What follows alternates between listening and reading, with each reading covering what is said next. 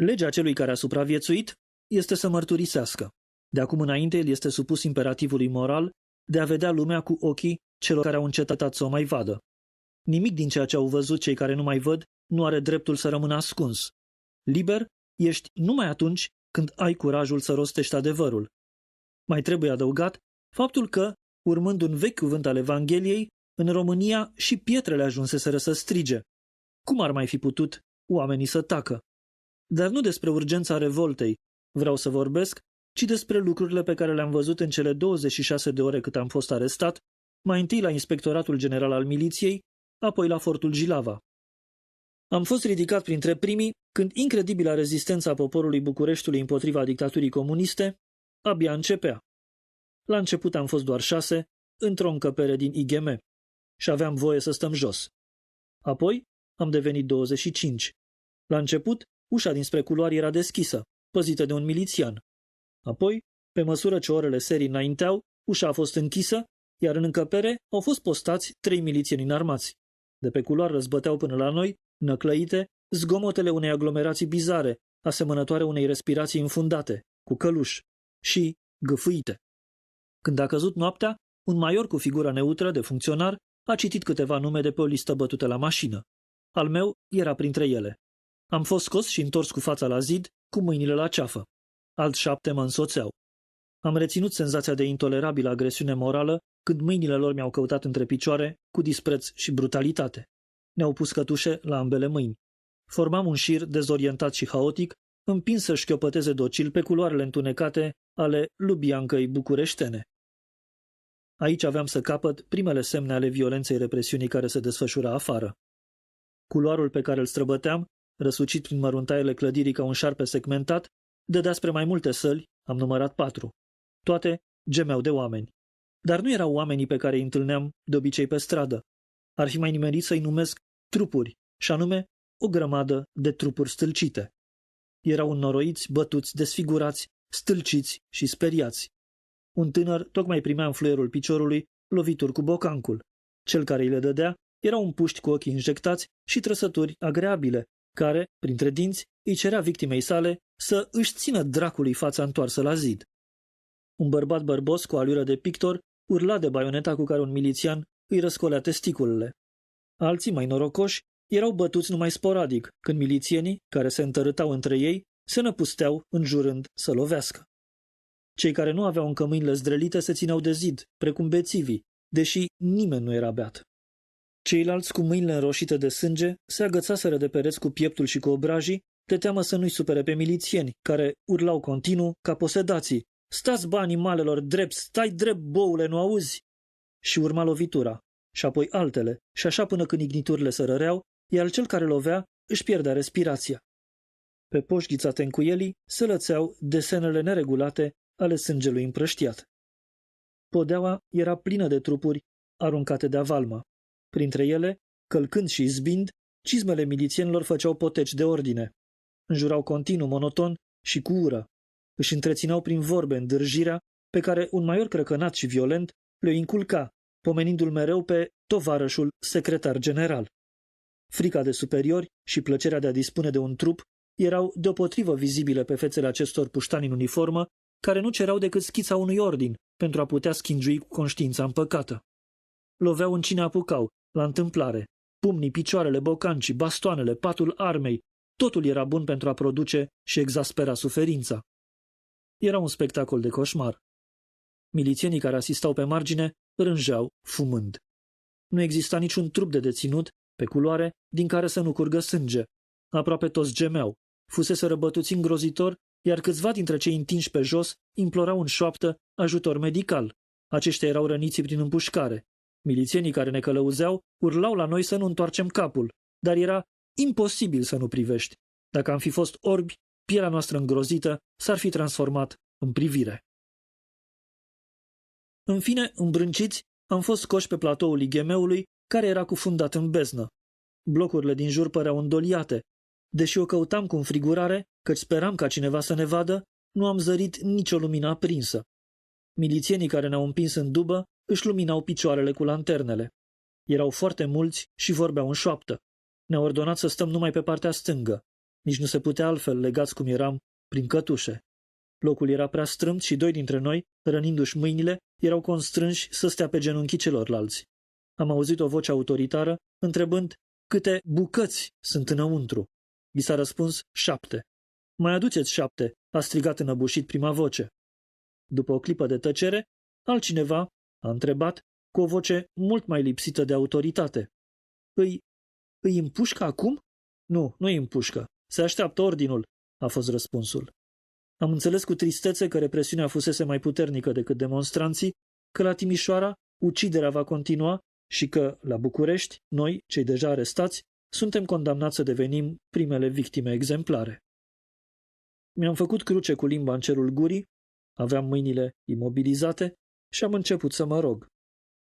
M-am lepădat de amărăciune, îngânând Tatăl nostru. Duba a demarat peste puțin timp și, pe geamlâcul de deasupra șoferului, am început să privim drumul.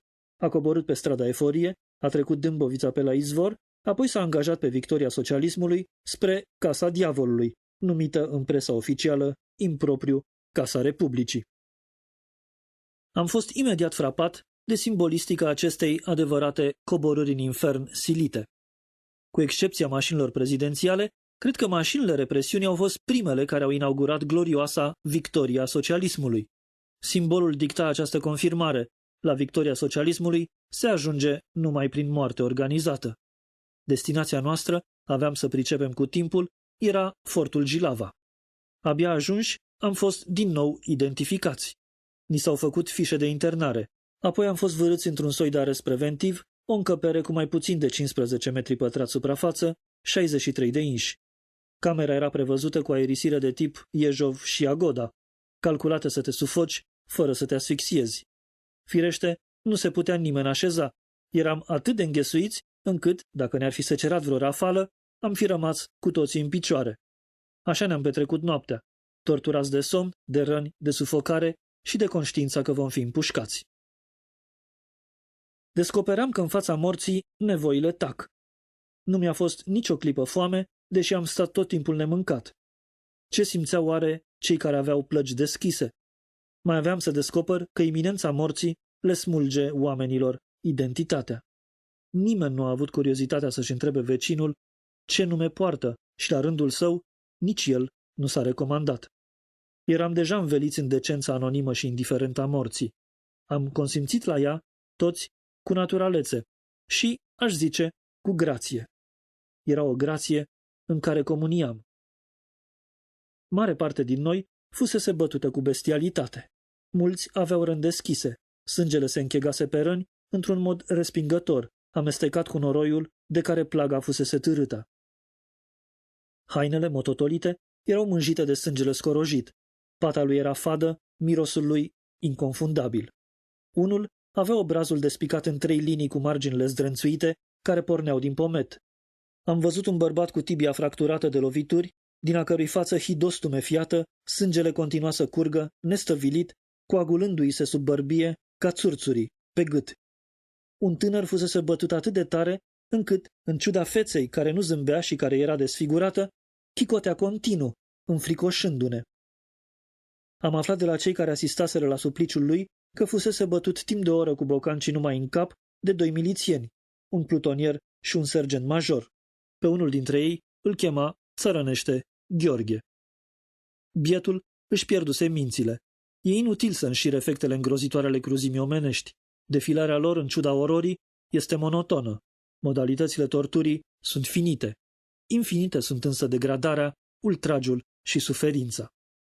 Rămâne faptul că fiecare dintre acești oameni fusese torturat cu sânge rece de un semen al său, semen a cărui singură motivare era un salariu ceva mai umflat și o seamă de privilegii meschine. Toată noaptea au sosit arestați. Starea lor era tot mai proastă. A noastră, prin contrast, părea mai bună. Am aflat astfel că demonstrația nu a putut fi împrăștiată decât noaptea târziu, că mulți oameni au fost împușcați sau pur și simplu striviți de autoblindate, că, în susul străzii Regale, trupele speciale se schimbau din sfert în sfert de oră și că băteau cu o cruzime nemai întâlnită. Mi s-a povestit de arestați târâți de picioare până în dreptul hotelului Negoiu, izbiți acolo cu dinții de zid și apoi zdrobiți în bătaie de oameni care se schimbau la intervale scurte de timp. Transformați în masă inertă, erau băgați în dube și expediați la Jilava. Unii vorbeau cu groază de bastoane de cauciuc umplute cu mercur, a căror lovitură, șopteau, despică mușchiul, sfărâmă osul și poate crăpa țeasta. Un tânăr cu barbă mi-a relatat despre soarta unui adolescent care fusese rănit la picior în dreptul blocului Dunărea. Văitându-se și târându-și ciotul însângerat, continua să strige împotriva lui Ceaușescu. 2 milițieni l-au tras în antreul blocului, unde, în spatele ușii, i-au zburat creierii cu 2 focuri de armă. Când au venit zorii, ne-au scos din cotețul în care ne sufocasem unii de alții, câte 8 și ne-au băgat iar într-o dubă. În fața mea, pe banchetă, se afla un tânăr masiv care gemea încetișor. Părea zdrobit. Am reușit să aflu de la el că fusese bătut peste ceafă cu bastonul până când și-a pierdut cunoștința. Când și-a revenit, a descoperit că nu mai vede. A început să urle. După ce l-au bătut că urlă, milițienii cărora le-a spus că și-a pierdut vederea au continuat să-l lovească sălbatic peste ficat, rinic și testicule, de asta dată pentru că minte. Acum zăcea în fața mea un munte de carne răvășită, din care ieșea, intermitent, o voce mică, tânguioasă și pierdută. Sfâșiind ceața lăptoasă a zorilor, care părea lipită de asfaltul umed, ne îndreptam spre miezul Jilavei. Am străbătut 2 garduri circulare de sârmă ghimpată, înalte de peste 2 metri, și am fost debarcați în fața unei gherete murdare, în care stătea de pază un soldat. Cel cu privirea zdrobită a rămas în mașină. Nu știu unde a fost dus. Mai târziu l-am căutat printre cei eliberați. Nu l-am găsit. Nici azi nu știu dacă mai e în viață. Ca aproape tuturor camarazilor mei de detenție, nici lui nu-i cunosc numele. Am intrat într-un soi de cramă cu pereți cu o grosime de peste 1,5 m, boltiți în arc de cerc peste linia podelei. Zidurile erau albe și grunțuroase. Ne-au îndreptat spre o fundătură retezată cu cărămizi zvăruite. Ne-au somat, înjurându-ne, să ne întoarcem capetele. În dreapta mea, pe perete, la înălțimea umerilor, am zărit niște pete lunguiețe, zdrențuite, maronii la culoare. Mi-a luat o clipă să înțeleg că e sânge uscat. Vreun militar zelos izbise în trecere capul unui deținut de aceste ziduri. Imediat ce mi-am dat seama că e sânge, am început să-i simt mirosul. Un gardian cu voce brutală i-a zis milițianului care ne păzea să ne ducă alături. Pe ăștia îi aranjez acum, a adăugat. Când ne-am întors fețele, l-am văzut. Nu știu ce au gândit camarazii mei, dar mie mi s-a făcut, pentru prima oară, frică. Camera de alături, unde trebuia să fim noi aranjați, părea și ea, ca toate celelalte, zidită în pământ. O neliniștitoare cramă de spital. Lângă zidul din stânga se afla un șir de scaune. Ne-am așezat. Abia când mi-am lăsat ochii să cutreiere camera, am înțeles unde fusesem aduși. În mijlocul încăperii se afla un scaun cu spătar. În jurul lui, tăiate, bucăți de frânghie. O masă cu tăblia de faianță se afla la numai 1 metru distanță, iar pe luciul ei alb am văzut 2 drugi de fier și câteva cârpe mototolite. 2 butoaie de plastic de 50 de litri, un polonic și o pâlnie uriașă se aflau alături. Dar ceea ce sărea în ochi, ceea ce urla din fiecare obiect pe care ochii mei îl vedeau, erau petele de sânge, neînchegat, de pe podea și cârpele îmbibate cu sânge proaspăt. În jurul scaunului, sânge. Pe zidul de lângă masă, sânge. Cârpele murdărite și ele de sânge. Acolo fusese torturat un om cu foarte puțin timp înainte, iar noi fusesem aduși acolo pentru a-i lua locul. André Malraux spunea că nimeni nu rezistă torturii. Ei bine, nici unul din întâmplătorii mei camarazi nu a dat semne de teroare. Demnitatea lor m-a impresionat. Și atunci, parcă brusc iluminați de iminența torturii, am schimbat între noi primele numere de telefon. Fiecare credea că celălalt va scăpa cu viață, găsea acest lucru normal și căuta să se asigure că familia va afla de soarta care i s-a menit. Am resimțit deriziune față de viitorul meu trup mutilat, care se va despărți de viață în urlet și durere. Aflam cu oarecare indiferență că și suferința te poate face să roșești. Dar Dumnezeu a voit să treacă și acest pahar de la noi. Cam după un sfert de oră, gardianul cu voce brutală a târât până la scaunul din centru un bărbat matur, îngrozitor mutilat, căruia îi zvâcnea, ca la moribunzi, piciorul, iar pe noi ne-a evacuat, fără să ne mai înjure, până la celula 88. Aici am fost înghesuiți de avalma, probabil intenționat, până ce am ajuns să stăm câte 3 în același pat. Astfel am început să așteptăm bătăile anchetei. Ciuleam urechile. Ne priveam între noi, inspectam celula. Ne obișnuisem instinctele cu respirația greoaie a temniței. Timpul trecea. Din când în când, ușa se deschidea, era citit un nume. Cu timpul, riscul de a fi strigat nu ne-a mai produs emoție. Ne obișnuiam cu detenția în același fel în care am acceptat imediat inimaginabila murdărie a acelui hidos penitenciar. Fiind la cheremul demenței energumenului care luase România în posesiune absolută, știam că suntem pândiți de moarte la fiecare pas. Lent, precaut, cu oarecare lehamite, au început discuțiile. Astfel, pentru prima oară de când eram închiși, ne-am putut face o imagine asupra amplorii demonstrației. Se vorbea insistent de un apel la grevă generală pentru 22 decembrie. În noi, cum se întâmplă adesea cu cei izolați, speranța se amesteca haotic cu resemnarea. Este poate motivul pentru care fiecare față de el însuși și oricine față de fiecare nu redevenisem încă individualități. Nu avea nimeni nevoie de un nume pentru a-l considera pe celălalt un camarad demn de încredere. În mod spontan, noi, încarcerații unei răzmerițe căzute pleașcă peste capul bizarului popor român, nu am avut nevoie de nume pentru a ne legitima. Înregistrez acest fapt cu uimire, semnificația lui rămânând încă a fi degajată. Am făcut cunoștință unii cu ceilalți, adică ne-am dat unui altuia numele, abia în momentul în care, după vremea amiezii, am fost anunțați că vom fi eliberați peste puțin. Tot atunci, un preot din Greaca, care fusese arestat împreună cu noi, a rostit cu glas tare un extraordinar Tatăl nostru și imnul de slavă către Fecioara Maria, care începe prin cuvintele "Cuvine-se cu adevărat să te cinstim". Nu știu câți dintre cei de față erau credincioși în viața de toate zilele. Fapt este că ne-am ridicat la unison în picioare și cu toții, parcă cerându-ne iertare, am plâns. A fost de departe momentul cel mai emoționant al detenției. În fine, abia după decizia de eliberare, răniții au fost spitalizați, iar bolnavii au putut primi medicamente. Fără acest ordin, temnicerii n-ar fi lăsat să murim, având conștiința că nu și-au făcut decât datoria. Un ultim amănunt cu valoare simbolică. Am fost scoși din celule într-o curte care părea dosită de celelalte clădiri, având aspectul unui șanț lat. Aici ne-au fost înapoiate verighetele, banii, ceasurile și buletinele. Curtea avea 2 laturi de zid și una de pământ sub formă de val înalt, păzită de foișoare cu soldați înarmați cu mitraliere de câmp. Latura curții, formată de zidul îngust, era, aparent, locul în care se executau sentințele de condamnare la moarte. M-am apropiat de ea. Zidul era maroniu roșcat, mâncat ca de lepră de găurile lăsate în mortar de gloanțe. Sub picioarele mele, pământul era atât de bătătorit, încât netezimea lui, prin apa pe care nu o lăsa să-l pătrundă, sugera lipsa de elasticitate a pielii de mort. Înțelepciunea hazardului făcuse să fim eliberați prin locul unde oamenilor, de regulă, li se lua viața.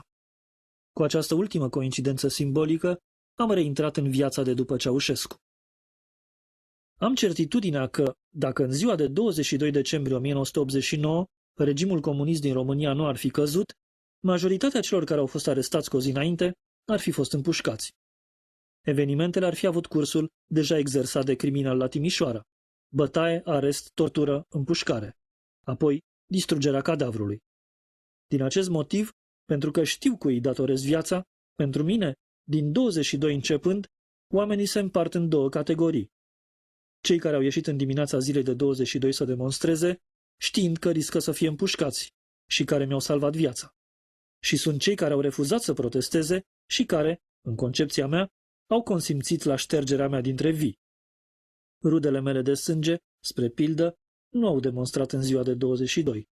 Așteptau, cu pusilanimă prudență, să vadă ce se mai întâmplă. Ca mare parte din poporul căruia aparțin prin naștere, așteptau și ei ca lucrurile să hotărească prin alții, iar ei doar să profite într-un sens sau în altul. Nu voi uita niciodată. Vreau să mai spun că toți cei care au condus arestările, ancheta și detenția nu sunt oameni obișnuiți și nici normali. Sunt criminali cu suspendare, anume salarizați pentru a tortura și ucide. Acești oameni au fost crescuți pentru așa ceva și, în marea lor majoritate, își iubesc meseria.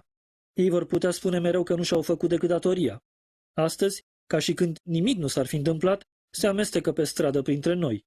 Asasinii circulă în România printre fostele și viitoarele lor victime. Ei nu așteaptă decât un nou regim care să le redea posibilitatea legală de a intimida, tortura și ucide. Dedic acest eseu memorial tuturor celor care au îndrăznit. Iubirea mea către ei se îndreaptă.